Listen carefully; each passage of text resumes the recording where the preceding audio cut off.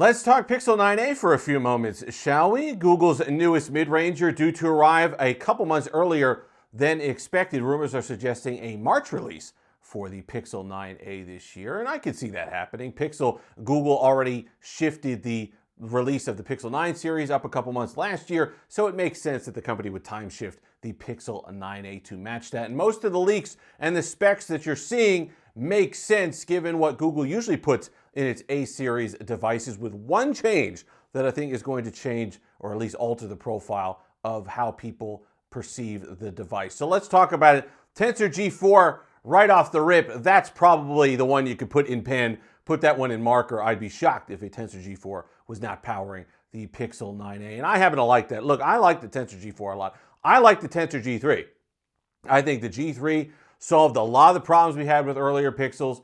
Really, for me, solved most of the overheating issues I had. Battery efficiency was way better. Power efficiency was a much better chipset than we had seen from the first two generation Tensors. And that fall, the Pixel 8 Pro, I thought was a phenomenal phone.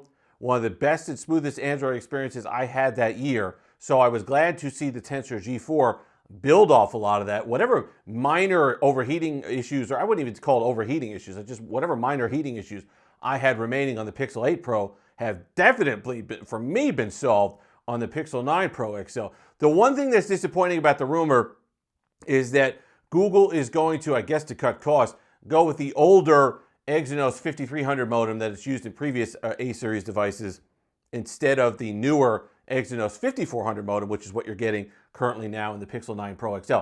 And that's, to me, is a shame. I want to go over it from a couple different angles because you'll remember from the videos, it almost pretty much got me kicked off Team Pixel. I had nothing but problems with my Pixel 7a. The modem was a disaster. It wouldn't switch between 5G and 4G LTE. It would just sit there with no 5G signal, literally just kick me off the network and say, no, I'm sorry, I'm waiting until I get 5G. I'm not dealing with the 4G LTE, and it just wouldn't switch back and forth. I turned off 5G, had no problems with connectivity. I did not have that issue with my Pixel 8a. So if that's the same modem, I don't know if they figured out a software fix for that. I don't know if they improved it somehow in the background, but I did not have the same problems with the modem on my Pixel 8a that I had on my 7a. So, while I'm disappointed, and I love the modem on the Pixel 9 Pro XL, I'm not as devastated by that if it's true what we're seeing as far as the modems are concerned and using the older modem on the Pixel 9a. Camera. Usually a habit of not changing cameras too often on the Pixel A series, but it does seem like it's going to get the 48 megapixel sensor that you have on your Pixel 9 Pro Fold. Look, you can talk about sensors all day long. With Google, it means one thing. It's computational photography. As long as the software is there, as long as Google Gemini or whatever they have doing the stuff in the background is there, the photos are going to be fine. They're going to be excellent. They're going to be sharp. They're going to be a little bit more natural than you're used to from other manufacturers, but that's fine.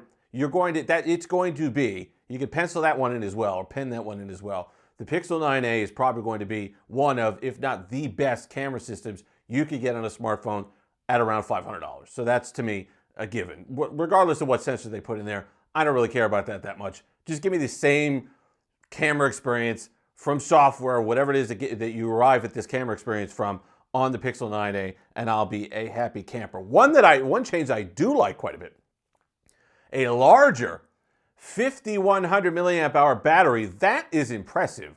That would be nice. That at least gets it towards what we're seeing from these other phones in the mid-range. I think you pair that with the Tensor G4, how nice and efficient it is, and I think you're going to get some solid battery life out of the Pixel 9a. So I am looking forward to that on that device. Now, bigger battery, it seems like they're taking advantage of a bigger chassis that they're fitting this thing in. It's going to have rumors, right? Going to have possibly a 6.3-inch display up from the 6.1-inch display. And you might not, you say, 0.2 of an inch, it makes a material difference on how the device feels in the hand. So you're basically taking the Pixel 8a, that was a nice pebble device, very comfortable. I loved holding the Pixel 8a. It was an excellent change of pace. People who want a powerful, smaller smartphone don't really have a lot of options.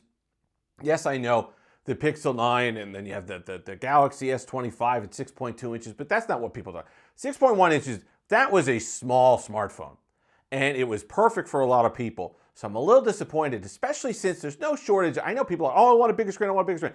There's no shortage of options for you if you want a bigger display.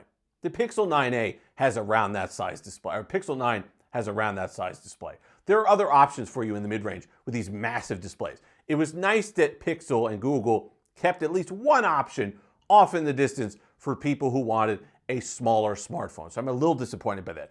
But not only are they fitting it with a bigger battery to fit the bigger chassis, but they're also leveling off that camera hump. So there's not going to be a camera hump, supposedly, on the Pixel 9a. It's just going to be flush. The camera glass is going to sit flush against the back of the phone. I think more manufacturers should do that. I think they should use the internal space like Google seems to be doing on a bigger battery. I don't necessarily need the thinnest and lightest phone on the planet. It is not, you can't be ridiculous, but obviously if it's a little bit thicker, but it means I get a bigger battery, no camera hump, that might be worth it to you. Obviously you're going to want to put a case on it, protect those lenses, all the rest of it. But I think from the renders I saw, it looks like a different device, a pretty attractive device. And I like the fact that Google is going to have a flush back on that phone. I think it's something that other manufacturers should do, especially in the mid-range, right? We're not talking about these optical zooms. We're not talking about periscope zooms. There's no reason for these ridiculous camera humps on phones that have like a 2x zoom or just an ultra wide and a primary sensor.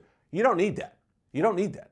So for Google to get rid of that, try something on the design side for the 9a. I like that quite a bit. Here's the best one. So I guess, look, they raised the price a few years ago. They went from $450 to $500.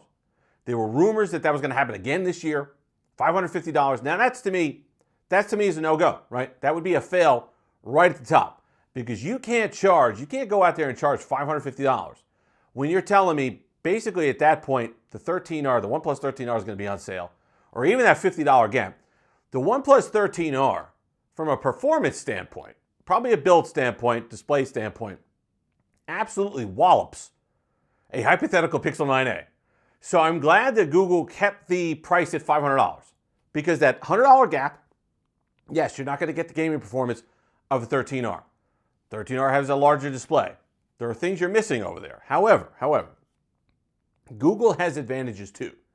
Software, AI stuff, the Google Pixel Extras, those are worth money.